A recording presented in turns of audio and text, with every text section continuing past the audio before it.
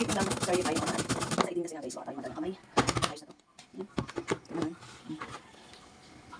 Namin to. Apat naman sa so, ilalagyan natin siya ng asin guys na konti. Kasi natanggalan natin siya ng katas. Para mawala yung kanyang kati or pait. Kung may pait. Ayan.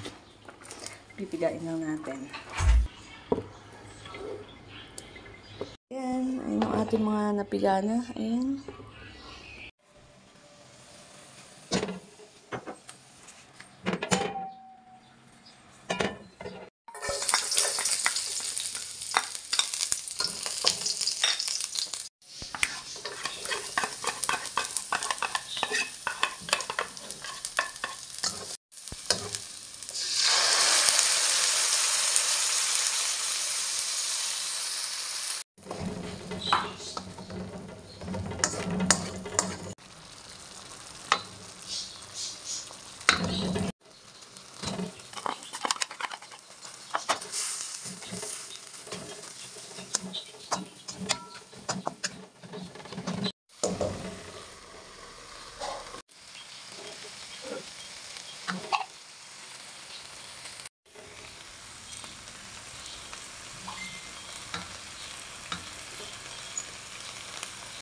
Yan, luto na ang ating pansit gubat. So, yum guys, ayan.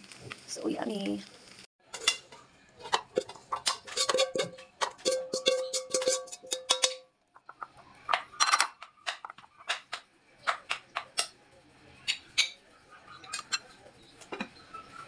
So, ayan na guys. Luto na yung ating pansit gubat at titikman na natin to. Napakasarap.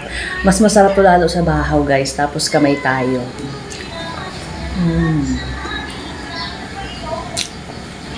Sarap.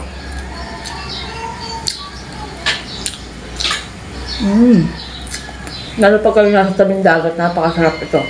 May ulam. Maganda pa dyan, ito ay corn sardines ang ginamit natin.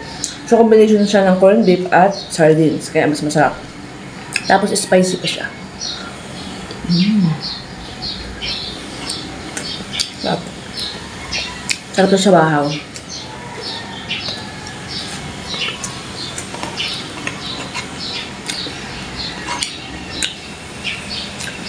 Tsaka sarap ang pati buho ko, nakakain ko na. Kain guys. Sarap.